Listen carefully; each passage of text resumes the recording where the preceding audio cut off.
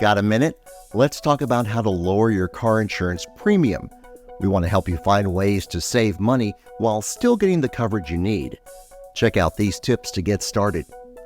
It's always a good idea to shop around to find a policy that meets your needs and budget.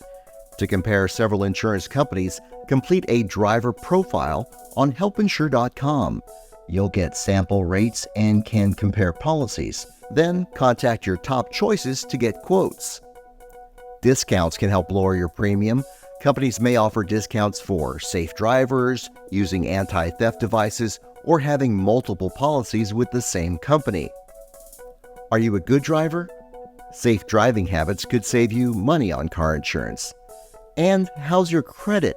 Most insurance companies use your credit history to help decide whether to sell you insurance and how much it'll cost.